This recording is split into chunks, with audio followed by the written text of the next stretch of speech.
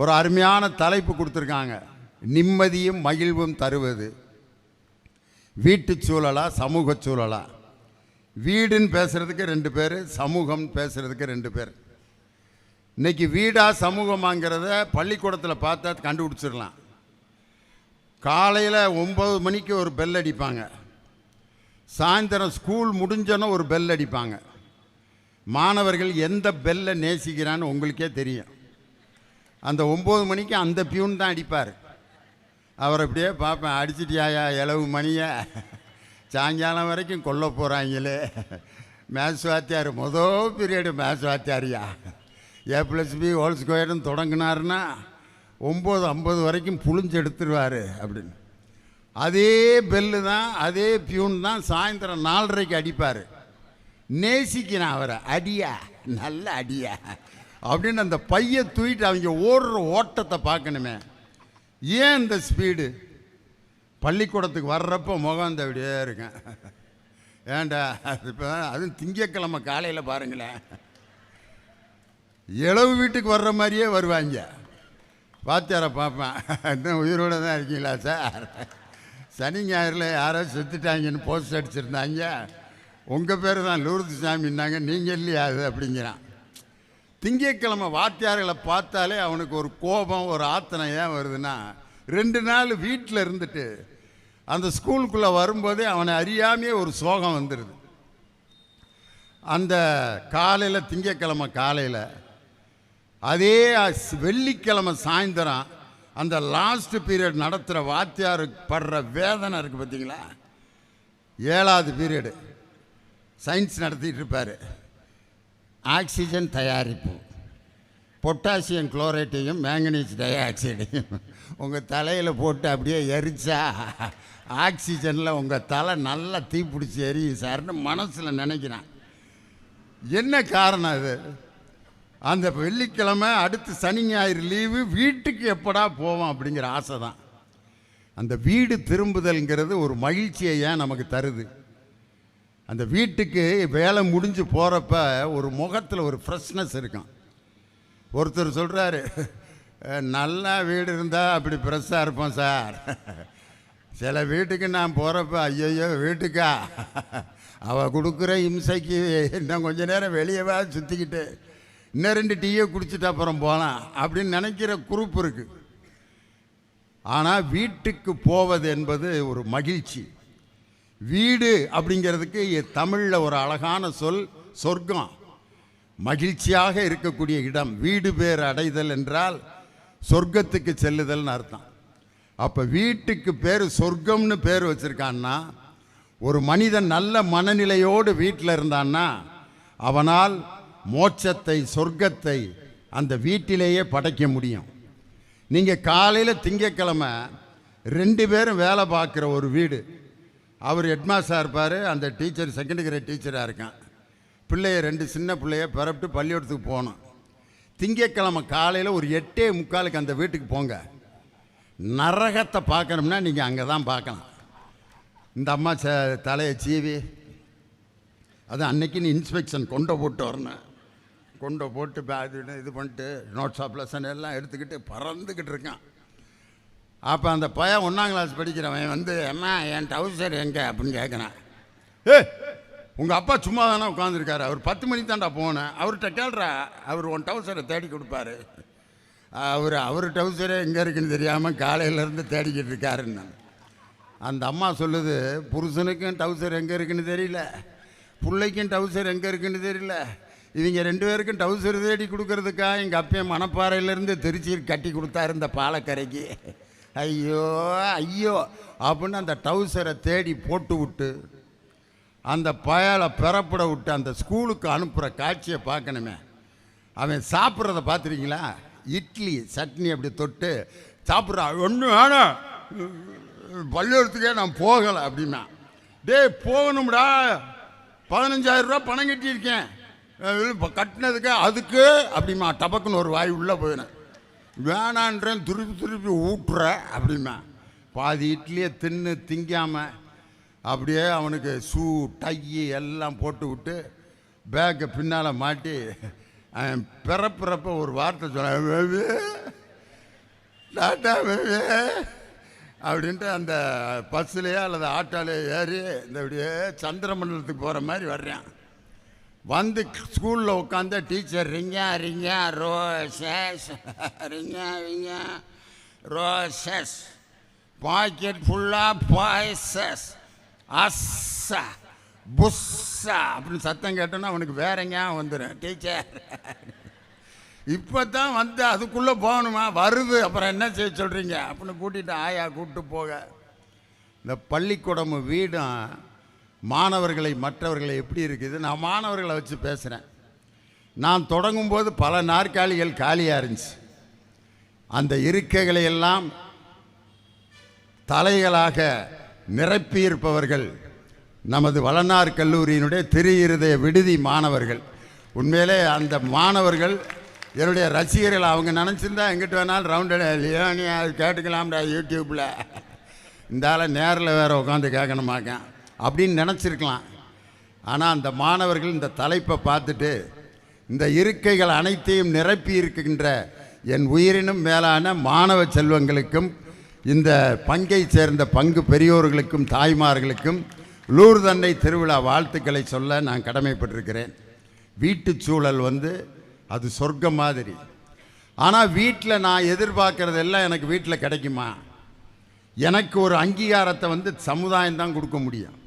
வீட்டில் நான் பாடுறதுக்கு கைதட்டுவாங்க நினைக்கிறீங்களா? ஏன்டா இப்படி கத்திட்டு கிடக்கிற போடா அப்படிம்பாங்க. நான் வீட்டில் பாடி பார்த்துக்கிட்டு இருப்பேன். அப்போ தான் ஒரு நல்ல பாட்டு ட்ரெயின் பண்ணி பாடிக்கிட்டு இருக்கேன். ஒரு பாட்டு புதுசாக வந்திருக்க ஒரு பாட்டை மேடையில் பாடணுமேன்ட்டு, வழி நெடுக காட்டு மல்லி யாரும் அத பார்க்கலையே, எனக்கா பூத்தது காட்டுக்குள்ள வருமா வருமா வீட்டுக்குள்ள, காடே மணக்குது வாசத்தில் என்னோட கலக்குது நேசத்தில். சுத்ததனியாசி ராகம். இந்த ராகத்தில் எல்லா பாட்டையும் அப்படி வரிசையாக பாடிக்கிட்டு இருக்கேன் வீட்டில் உட்காந்து. சிறு பொன்மணி அசையும் அது தெரிக்கும் புது இசையும், இரு கண்மணி பொன் இமைகளில் தாளலயம் அப்படின்னு பாடிட்டு இருக்கேன். நாங்கள்லாம் படிக்க வேணாமா, டிவி பார்க்க வேணாமா, நியூஸ் பார்க்க வேணாமா, கொஞ்ச நேரம் அப்படிங்கிறேன். வீட்டில் பாட முடியாது. இங்கே நான் பாடணுன்னு கைதட்டினீங்களே, இந்த அங்கீகாரத்தை எனக்கு சமுதாயம் தான் கொடுக்குமே ஒழிய வீடு கொடுக்காது. நான் இதே மாதிரி சேரை போட்டு வீட்டில் உட்காந்து பேசினா என்ன ஆகும்? அன்பார்ந்த எனது மனைவி அவர்களை மற்றும் எனது குழந்தைகளை மற்றும் எனது பேர குழந்தைகளை, இப்பொழுது நான் வீட்டு சூழல் மற்றும் சமூக சூழ்நிலை சரியில்லை, இல்லாட்டி கொலை விழுங்க பார்த்துருங்க அப்படிமா. முதல்ல சொல்கிறேன், என் பேரனா தான் இருக்கேன், பேசாமல் இருந்தாத்தா. எனக்கு இந்த அங்கீகாரத்தை சமுதாயம் தான் தரும். ஆனால் எனக்கு தலைவலிக்குதுன்னா சமுதாயம் கவலைப்படுமா? நான் ட்ரெயினில் உட்காந்து தலைவலிக்குதுன்னா எனக்கும் தான் சார் முந்தா நாள்லேருந்து தலைவலிக்குதுமா எழுத்தாப்பில் உட்காந்துருக்கேன். ஆனால் எனக்கு தலைவலின்ட்டு இப்படி முகம் மாறுச்சுன்னா வீடே கவலைப்படுது. ஏப்பா ஏன் ஒரு மாதிரி இருக்க, என்ன சாமி அப்படிம்பாங்க எங்கள் அம்மா. இல்லைம்மா, ஏப்பா ராத்திரி எதுவும் பனியில் உட்காந்து பேசினியா?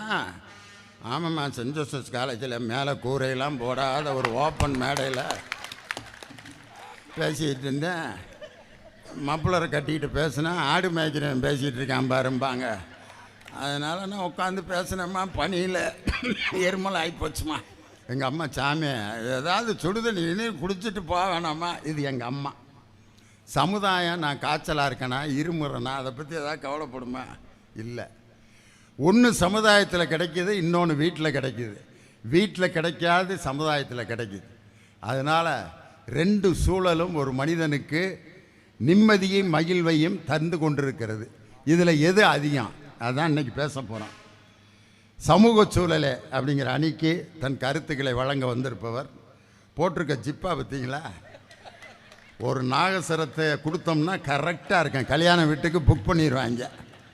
ஒரு கல்லூரியில் தமிழ் துறை தலைவராக இருக்கார். அவர் போட்டிருக்க ஜிப்பா பாருங்களேன்.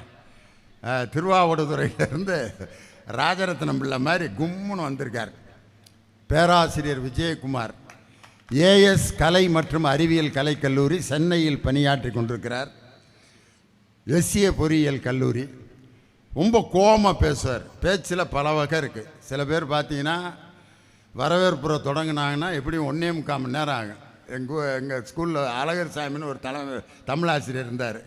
அவரை மட்டும் வரவேற்புரைக்கு போடவே மாட்டாங்க. ஃபங்க்ஷனே முடிச்சிடுவார் வரவேற்புரையில். இந்த விழாவில் தலைமை தாங்கி நடத்தி கொண்டிருக்கும் வந்திக்கத்தக்க அருட்திரு அதிபர் தந்தை அவர்களை, இதுக்கே 15 நிமிஷம் ஆயிடுச்சு. மேடையில் இருக்க 50 பேர்த்தையும் சொல்லிவிட்டு என்னைக்கு வரவேற்று முடிக்கிறது? மெதுவாக பேசுவாங்க ஒரு சில பேர் வேகமாக பேசுவாங்க. இந்த நிகழ்ச்சிக்கு வந்திருக்கக்கூடிய அனைவரையும் வருக வருக கொண்டு வர இருக்கிறேன். அதிபர் தந்தை அவர்களை வருக வருக கொண்டு வர இருக்கிறேன். இந்த பங்கு தந்தை அவர்களை வருக வருக கொண்டு வர இருக்கிறேன். திண்டுக்கல்வியானவர்களை வருக வருக. ஏன்டா வரவேற்கிறியா இல்லை கடலை வருகிறியா? ஏன் இந்த ஓட்டம்? வருக வருக வருகிறேன், வருக வருகிற வருகிறேன், வருக வருகிற வருகிறேன் தான் கேட்குது. வரவேற்கல. எதுக்கு இந்த ஓட்டம்? இன்னும் சில பேர் பார்த்தீங்கன்னா மேடையில் பேசிக்கிட்டே பாதியை நிறுத்திடுவாங்க. ஏன் நிறுத்துறாங்கன்னு தெரியாது. அது மாதிரி பேச்சில் பல வகை இருக்குது. எங்கள் விஜயகுமார் கோபமாக பேசுவார். அதே நேரத்தில் ரசிக்கிற மாதிரி இருக்கும். நமது உலக செஸ் சாம்பியன்கள் நம்ம தமிழகத்திற்கு பெருமை சேர்த்து கொண்டிருக்கக்கூடிய வைசாலி, பிரக்யானந்தா 2 பேரையும் உருவாக்கிய ஆசிரியர். இவருடைய மாணவர்கள் அவங்க 2 பேரும். அந்த பெருமைக்குரியவர். அவரோடு இணைந்து பேச வந்திருப்பவர் கோவை மாவட்டத்திலிருந்து வந்திருக்கும் கோவை தனபால். ஒவ்வொரு ஊருக்கும் ஒரு தமிழ் இருக்குது. எங்கள் மதுரைக்கு ஒரு தமிழ் இருக்கும், பார்த்துருப்பீங்க.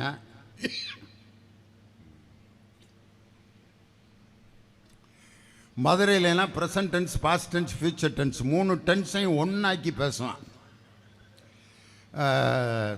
தம்பி ஒரு 10 ரூபா இருந்தால் கொடு அப்படின்னா கொடுக்குறேங்கண்ணா, அல்லது கொடுத்துட்டேங்கண்ணா, அல்லது கொடுக்க போகிறேங்கண்ணா, அல்லது கொடுக்க மாட்டேங்கண்ணா. நெகட்டிவ்.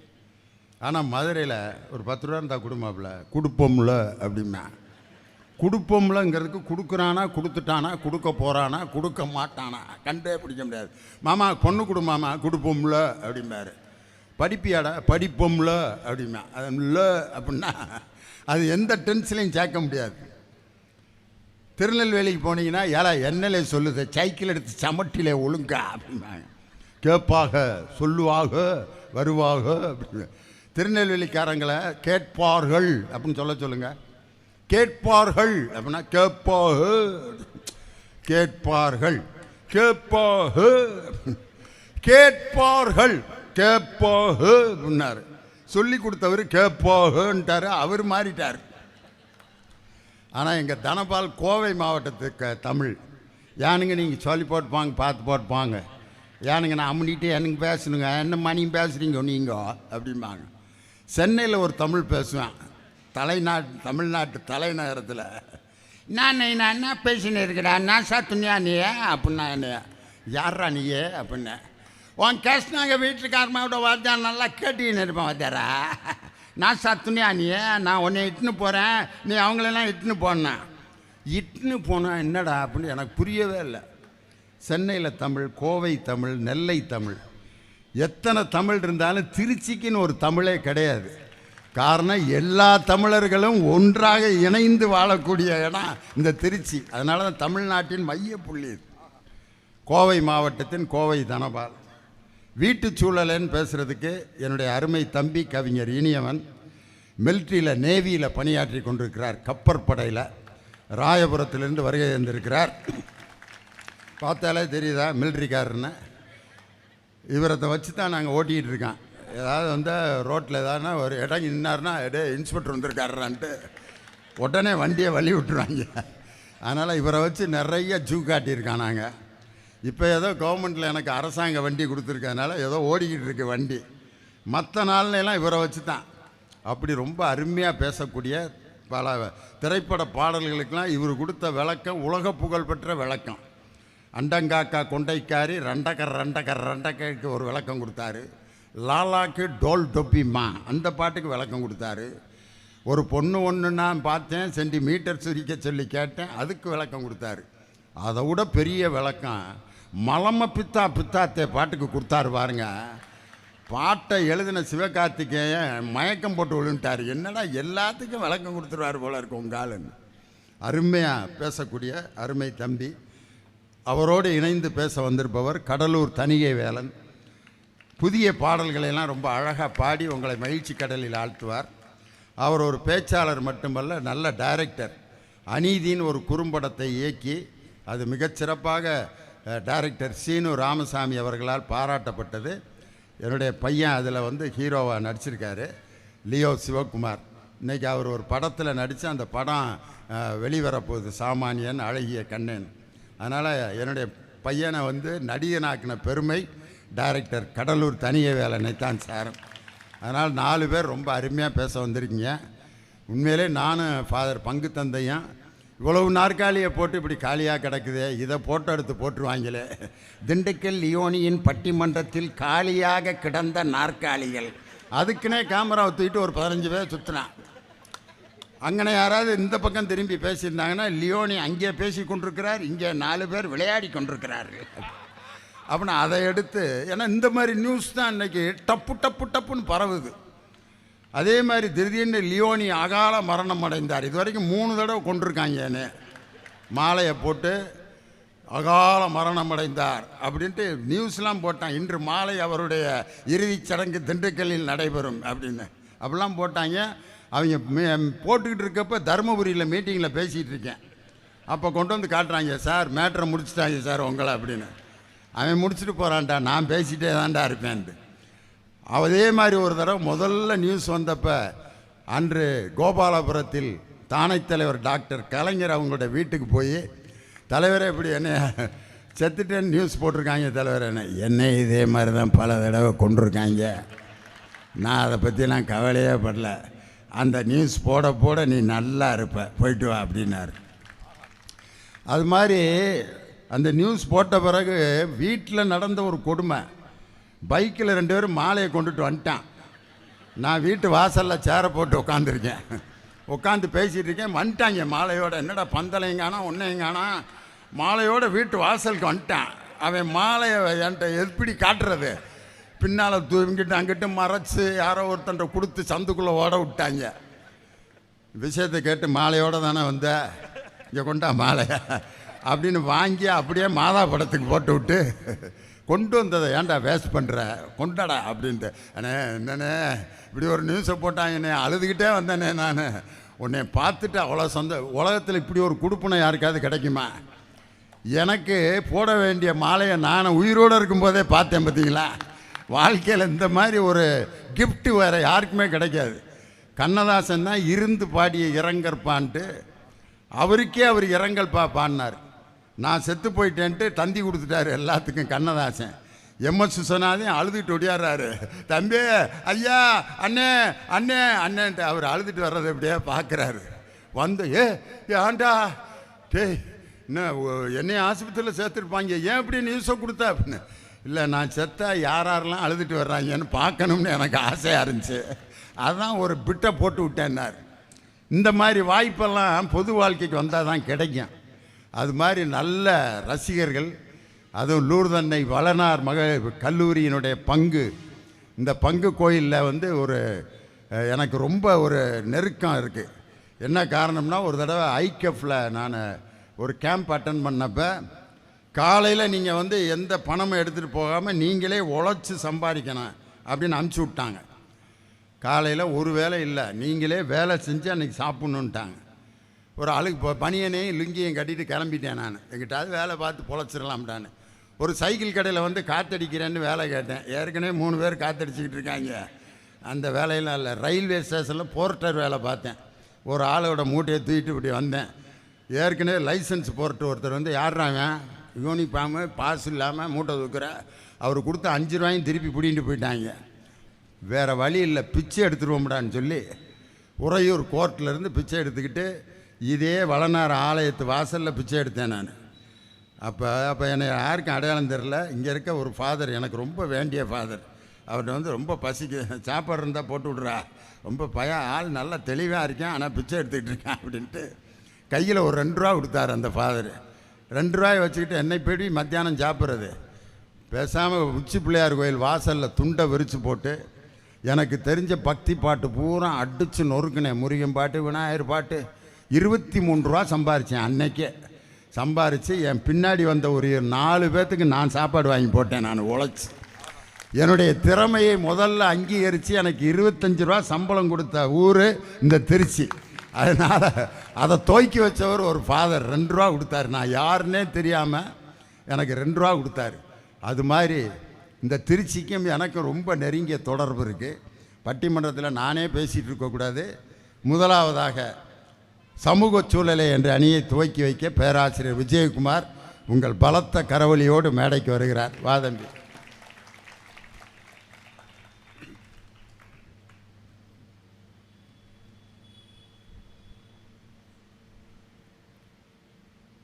காதொளிரும் குண்டலமும் கைக்கு வளையாபதியும் கருணை மார்பின் மீதொளிர் சிந்தாமணியும் மெல்லிடையில் மேகலையும் சிலம்பு ஆர் இன்ப போதொளிர் பூந்தாள் இணையும் நீதியொளிர் செங்கோலாய் திருக்குறளை தாங்கு தமிழ் நீடு வாழ்க. இந்த மலைக்கோட்டை மாநகரிலே அருள்பாலித்து கொண்டிருக்கிற அன்னை லூர்து அன்னையினுடைய ஆலய வளாகத்திலே பாங்கோடு இந்த பட்டிமண்டபத்தை ஏற்பாடு செய்து ஆசியுரை வழங்கியிருக்கிற அதிபர் ஐயா அவர்களே, அருள் தந்தை ஐயா அருள் அவர்களே, இந்த பட்டிமண்டபத்தை ஏற்பாடு செய்து மேடை அமைத்துக் கொண்டிருக்கிற இந்த பங்கு தந்தையை சார்ந்த பெரியோர்களே, சான்றோர்களே, பட்டிமண்டப கலாரசிக பெருமக்களே, உங்கள் அனைவருக்கும் என் வணக்கத்தை சொல்லி என் தலைப்பிற்குள் செல்லலாம் என ஆசைப்படுகின்றேன். திண்டுக்கல்னாலே பிரியாணி ஒன்று, திண்டுக்கல்னாலே ஒன்று பிரியாணி, இன்னொன்று எங்கள் அண்ணன் லியோனி. ஒருத்தன் சொன்னால் பிரியாணியை சாப்பிடலாம், லியோனியை சாப்பிட முடியுமாயா, ஏன் அப்படி மொக்கையை போடுற அப்படின்னு கேட்டார். அதனால் இவர் இந்த மாதிரி எதுகை மோனைக்குன்னே அடித்து சேர்த்துருக்காரு. டி ராஜேந்தர் மாதிரி பிரியாணி லியோனி. பட்டிமண்டபத்தின் நயாகரா, நகைச்சுவையின் வயாகரா எங்கள் திண்டுக்கல் அண்ணன் நடுவர் பெருமகனார் அவர்களே. இதுக்கு முதல்ல சொன்னதே தேவனா. பட்டிமன்றத்தின் வயாகரா, நகைச்சுவை நயாகரா. ஒரு கிராமத்தில் சொல்லிட்டு போயிட்டாரு. பட்டிமன்றம் முடிஞ்சோன்னு ஒரு 5 பேர் பின்னாடி வந்துட்டாங்க. நமக்கு 2 மாத்திரை இருந்தால் கொடுங்க, குடும்ப வாழ்க்கை ரொம்ப சிரமமாக இருக்குன்னா. டேய், அவர் ஒரு உதாரணத்துக்கு சொன்னார்ரா, என்ன வயகரா மாத்திரை வைக்கிறவன் நினச்சி அப்படின்ட்டு லேயை விற்கிற டாக்டர் மாதிரி என்னை ஆக்கிவிட்டாங்க. இனிமேல் இதோடு அந்த உதாரணத்தை விட்டுருங்க. தேமதுர தமிழோசை உலகமெல்லாம் பரவும் வகை செய்து கொண்டிருக்கிற நடுவர் பெருமானவர்களே, இந்த நிகழ்ச்சியிலே மேடையிலே தமிழ் பேச வந்திருக்கின்ற அறிஞர் பெருமக்களே, உங்கள் அனைவருக்கும் என் வணக்கத்தை சொல்லி தலைப்பிற்குள் செல்லலாம். நீதிபதி அவர்களே, நிம்மதியும் மகிழ்ச்சியும் தர்றது எது? அதான ஒரு கேள்வி. நிம்மதி எங்க தருது? வீட்டு சூழல் தருதா? வீடா இருக்குதா? சமூக சூழல் தானங்க ஐயா. வீடா இருக்குதா? ஒரு டிவி பார்க்க முடியுதா? ஒரு கிரிக்கெட் மேட்ச் பார்க்க முடியுதா? நாங்க ஒரு ப்ரோ கபடி பார்க்க முடியுதா? அந்த ரிமோட் நம்ம கையில வருதா? வீட்டு சூழல் சூப்பர். இந்த இனியவன் இருக்காரு திருச்சிங்கிறதுனால திருச்சி பேச வந்திருக்கிறார். ஏன்னா தூத்துக்குடியில தூத்தி பேசுவார், கடலூர்ல கடல் மாதிரி போய் பேசுவார், மதுரையில மது குடிச்ச மாதிரியே பேசுவார். நீதிபதி அவர்களே, வீடா இருக்குதா? சண்டேனா என்ன நீதிபதி அவர்களே? சண்டே, ஞாயிற்றுக்கிழமை சண்டே சொல்றோம்ல, அது வேற ஒண்ணும் இல்ல. திங்கக்கிழமையில இருந்து சனிக்கிழமை வரைக்கும் ஃபைல பார்த்துக்கிட்டே இருக்கிற அந்த கணவன் சண்டே ஒரு நாள் நல்லா ரெஸ்ட் எடுக்கலாம் அப்படின்னு நினைச்சு வருவான். அது ஹஸ்பண்ட். மனைவி திங்கக்கிழமையில இருந்து சனிக்கிழமை வரைக்கும் கிச்சன்ல வேலை செஞ்சுக்கிட்டே இருக்கிறோம். இந்த சண்டே ஒரு பீச்சு, ஒரு ஷாப்பிங் மால், ஒரு சினிமா அப்படின்னு போகலான்னு நினைப்பான். இவங்க 2 பேருக்கும் ஏற்படுகிற அந்த சண்டை தான் சண்டே அப்படின்னு வச்சான் பேர். உலகத்தில் ஞாயிற்றுக்கிழமைக்கு இப்படி ஒரு விளக்கம் கொடுத்த பேச்சாளர் நீ ஒரு ஆள் தான். சண்டே, சண்டை போடுகின்ற நாள், அதனால தான் சண்டே. நீதிபதி அவர்களே, சமைக்கிறாங்களா வீட்டுல முதல்ல உடனே? சாதா நாளுக்கும் கல்யாண நாளுக்கு என்ன வித்தியாசம்? சாதா நாள்னா ரவையில உப்புமா கிண்டி ஓரமா சர்க்கரையை வச்சா அது சாதா நாள். சர்க்கரையை ரவைக்குள்ளேயே போட்டு கிண்டிட்டா அது கல்யாண நாள். அதாவது உப்புமாவை சர்க்கரை போட்டு கிண்டி கேசரியா மாத்திடுவாங்கண்ணா, அதுதான் வெட்டிங் டே. நீதிபதிகள் சமைக்கிறீங்களா ஒழுங்கா? எங்க சமூக சூழல்ல வந்தோம்யா. ஜொமேட்டோ, ஸ்விக்கி, நாக்குக்கு ருசியா எங்க சமூகம் எங்களை வாழ வைக்குது. மிஸ்டர் இனியவன், வீட்டில் முதல்ல புரோட்டா செய்ய தெரியுமா எந்த மனைவிக்கு? அது யாராவது ஒருத்தர் சொல்லுங்க. புரோட்டா செய்கிறேன்ட்டு எங்கள் வீட்டில் முயற்சி பண்ணி டம்ளரில் ஊற்றி குடித்தோம் புரோட்டாவை. மாவை பிணைஞ்சு கடைசிக்கு அந்த பக்குவம் வரவே இல்லை. அப்படியே சேலை மாதிரி இந்த இப்படியே போட்டால் திருப்பி உருண்டுக்கிட்டே இருந்துச்சு, வரவே இல்லைங்க. என்ன பண்ணுறது அப்படின்னா அப்படியே மிக்சியில் போட்டு அடித்து சர்க்கரையை போட்டு குடிச்சு போடலாம் அப்படின்ட்டு மைதா மாவு ஜூஸ் குடித்தேன் நான். பேசாம இருங்க விஜயகுமார், வகுத்தறிச்சலை கிளப்பாதீங்க. எங்க பொண்டாட்டி ஒரு அல்வா கிண்டுனா, என்னடி இது அல்வாங்கிற? இதாங்க சிவாஜி அல்வா அப்படின்னா. திருநெல்வேலி அல்வா, மதுரை பிரேமா விலாஸ் அல்வா கேள்விப்பட்டிருக்கோம். இது என்னடி சிவாஜி அல்வா அப்படின்னா? பாத்திரத்தோட ஒட்டி இருக்கும், நம்ம தான் பேத்து எடுக்கணும்னா. அருவாவை வச்சு 6 மணிக்கு ஆரம்பிச்சோம் அல்வாவை கிண்டு எடுத்து சாப்பிடலாம்னு 11 மணி ஆச்சு. நீதிபதி அவர்களே, வைத்தறிச்சல் இருக்கிறனால கல்யாணம் பண்றதுக்கு முன்னாடி சமூக சூழல்ல அல்டிமேட் ஸ்டார் அஜித் மாதிரி இருந்தேங்க. என்னைக்கு கல்யாணம் முடிச்சது பவர் ஸ்டார் மாதிரி ஆயிட்டேன். வேதனையில் இருக்கிறேன். எங்க சமூகம் எப்படி சார்? அம்மா ஆரோக்கிய அன்னை அம்மாவை பத்தி பாடுனீங்க. அம்மா சூப்பருங்க. கிச்சன்ல அம்மா சமையல் செஞ்சாலே வாசனை தானா வந்துச்சுன்னா அது அம்மா சமையல். வாசனை வருதா அப்படின்னு கிச்சன்ல இருந்து சவுண்டு கேட்டா அது பொண்டாட்டி சமையல். நாள படாத பாடுபட்டு வந்திருக்கேன். வீட்டு சூழலா கிழிஞ்சு வச்சியா தனிய வேலை. ஆனா சமூகத்துக்கு வந்தா எவ்வளோ சந்தோஷம். நட்பு சமூகத்தில் கிடைக்குது சார். குரங்குகள் போலே மரங்களின் மேலே தாவி திரிந்தோமே, வரவுக்கு மேலே செலவுகள் செய்து வாழ்ந்து மகிழ்ந்தோமே, மூழ்காத சிப்பே ஃப்ரெண்ட்ஷிப்பா. விவேகா ஒரு பாட்டில் சொன்னா, தோழனின் தோள்களும் அன்னை மடி, அவன் தூரத்தில் பூத்திட்ட தொப்புள் கொடி என்று நட்பை சொன்னானே, அந்த நட்பு சமூகத்தில் கிடைக்குது சார். இந்த வீடா இருக்குதா?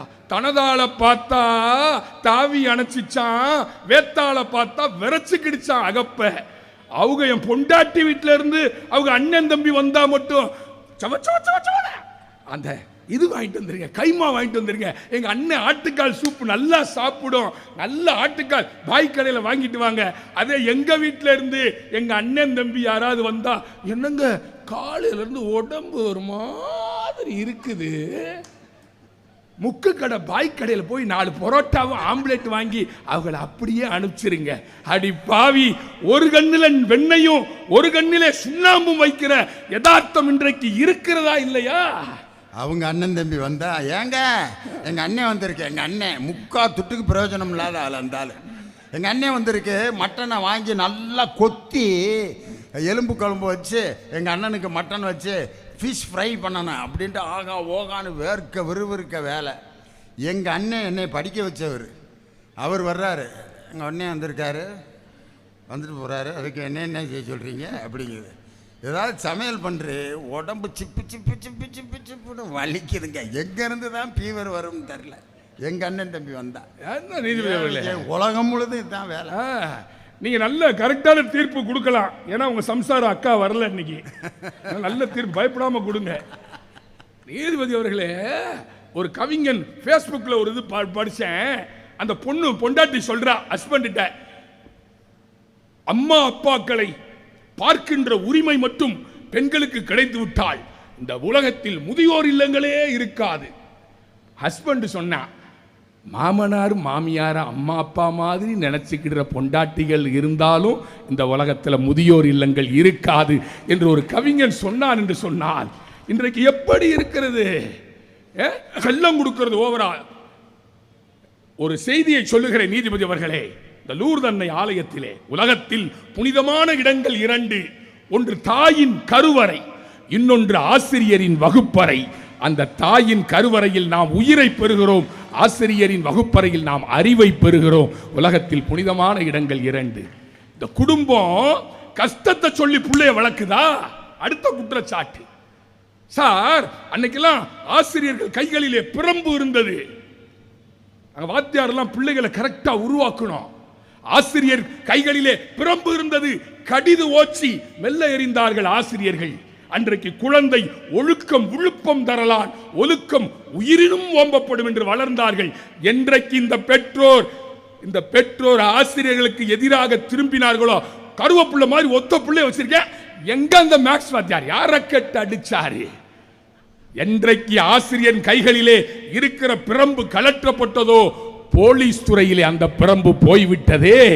அந்த வீட்டு சூழல் மகிழ்ச்சியாய் தருமா? நல்லா கைத்தட்டுங்க. கைத்தட்டினா பெண்களுக்கெல்லாம் கூந்தல் வளரும்.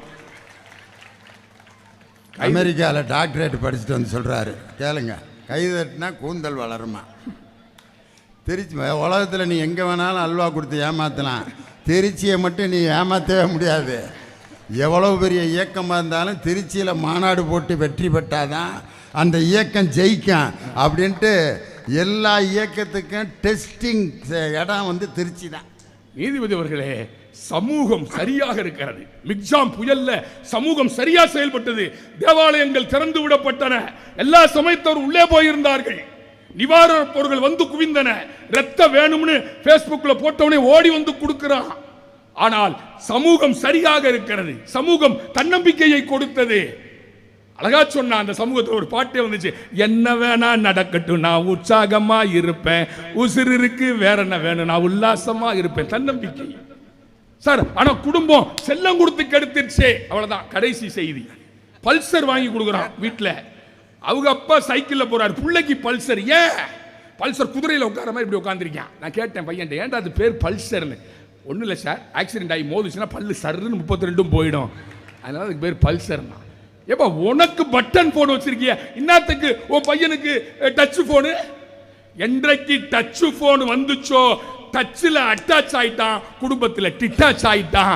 பல்ல தேய்க்கிறானோ இல்லையோ, செல்ல தேய்க்கிறான். நான் சொன்னேன், செல்லுலேயே இருக்காதடா, செல்ல தாண்டி ஒரு உலகம் இருக்குடா, வந்து பாருடா அப்படின்னே. லிங்க் அனுக்குங்க சார், பார்க்கிறேன்.